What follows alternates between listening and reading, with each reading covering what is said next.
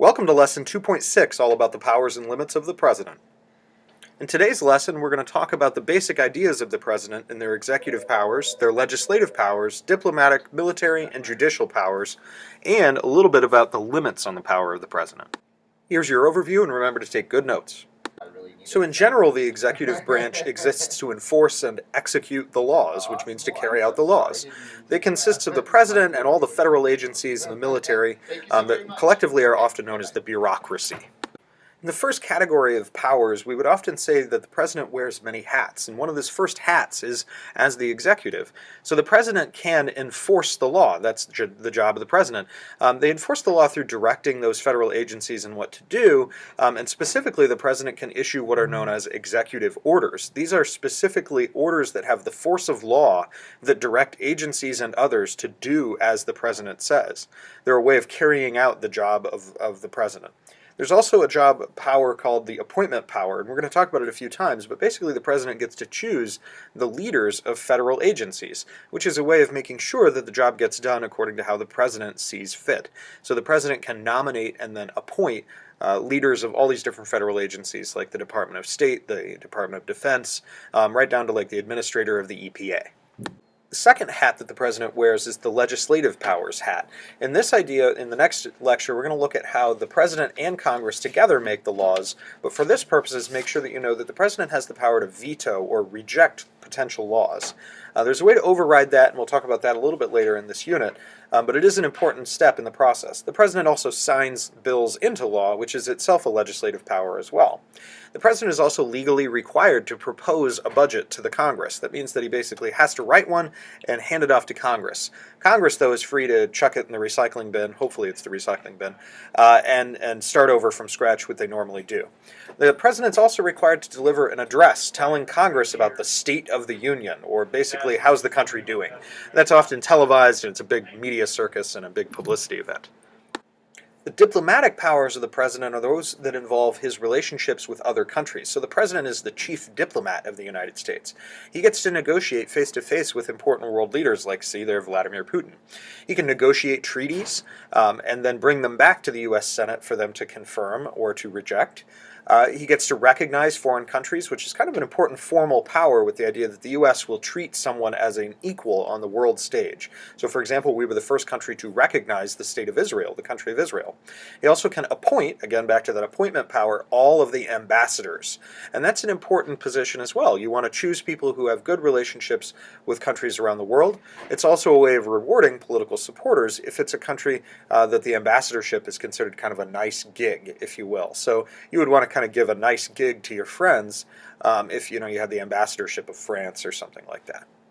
The president's also the commander-in-chief, and as that role has a great deal of military powers. The president has the ability to use the nuclear weapons of the United States to defend the country. The president is inherently powerful in the idea that his job is to defend the country and protect it from all threats, foreign and domestic. He also has the power to appoint, again back to appointment power, all of the officers of the United States military. So all of the generals, all of the colonels, all of the majors, they all essentially have been appointed by a U.S. president.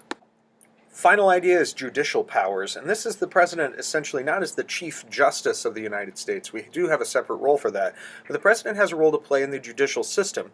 He can appoint and nominate federal judges. We've already talked about how the president can nominate those people and the Senate confirms them, but again, a significant power in shaping the direction of the judiciary. The president also has the pardon power, and this historically was used a lot more frequently during kind of the colonial era when punishments were very harsh, but often royal governors would forgive the punishments in kind of acts of mercy. Today the president does pardon people. It's not just turkeys, and the turkey thing is kind of a joke. But the president can pardon people only who have been convicted of federal crimes. So the president can't, for example, reach down and pardon someone who is convicted of a state crime. So recently there was the case of Stephen Avery with making a murderer in the Netflix documentary. He was convicted of a state crime in Wisconsin. The president can't pardon him for that. But there are examples of the president pardoning people or forgiving their sentences. Essentially, you can shorten their sentence or you can release them early. You can give them kind of a full pardon and all kinds of stuff. Now, the president's pretty powerful.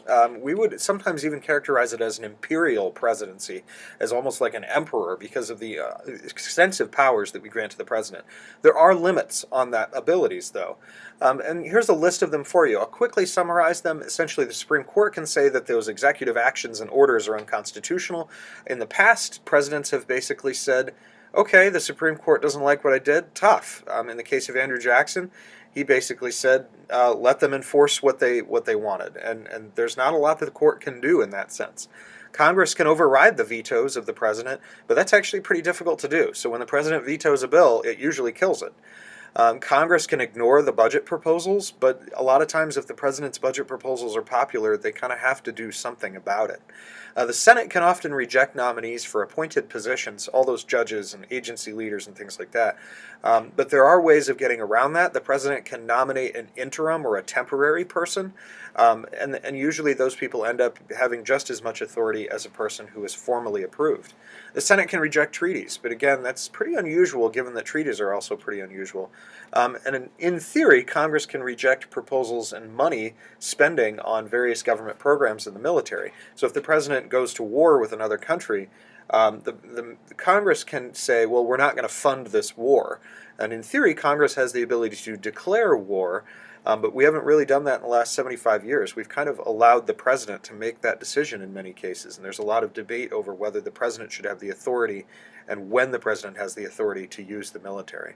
Perhaps the biggest and greatest limit on the power of the president is the people themselves, popular opinion.